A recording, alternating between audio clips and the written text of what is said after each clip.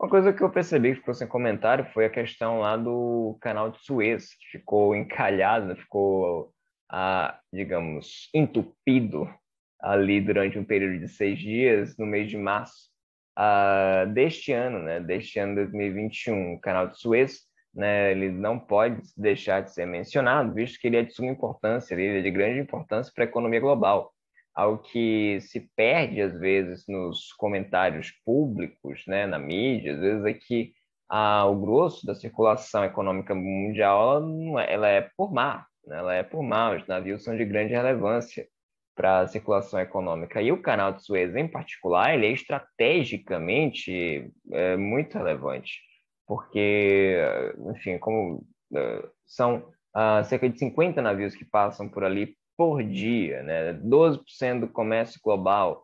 Então, é, cuja em um cenário no qual o canal de Suez não existisse, né, as rotas seriam bastante aumentadas, né, principalmente no que diz respeito à conexão entre Europa e Ásia.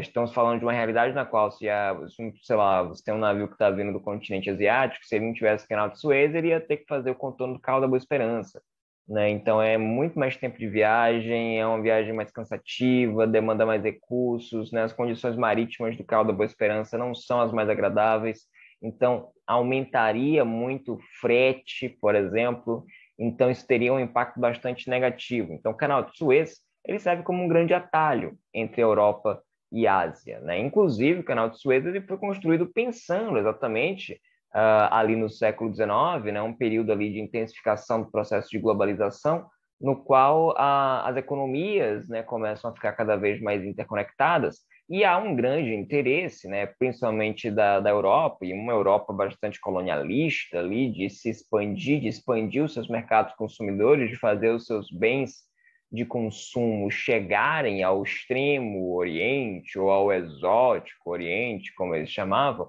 né? E aí o canal de Suez ele entra nesse processo, né? Inclusive construído ali em território egípcio, o canal de Suez foi feito na época que o Egito ainda era uma colônia britânica.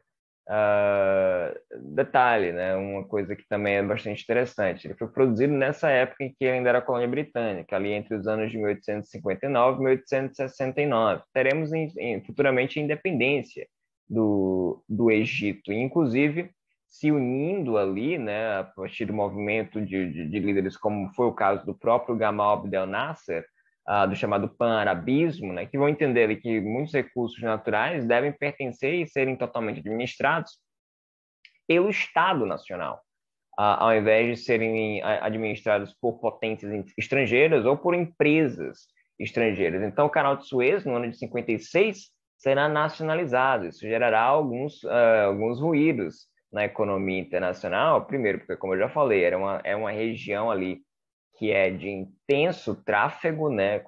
Né? Hoje em dia são 50 navios que passam por ali por dia, né? Mas já era na época, ali nos anos 50, uma região de bastante, de intensa passagem, circulação econômica e que, como eu já tive a oportunidade de falar em outros momentos, né? Estamos falando ali do Egito, o Egito a partir ali da Península do Sinai, né? Cruzando o Mar Vermelho, chegando na Península do Sinai, ele faz ali uma ponte entre o continente africano, né, entre o norte do continente africano e o Oriente Médio. E como eu já bem falei, o Oriente Médio é onde se encontram grandes reservas de petróleo. Então, a nacionalização ali do canal de Suez gerou ali alguns impactos nos preços do barril do petróleo. E o preço do barril do petróleo estou usando aqui como um exemplo, né, de algo que tem impacto global, visto ser a grande matriz energética do mundo.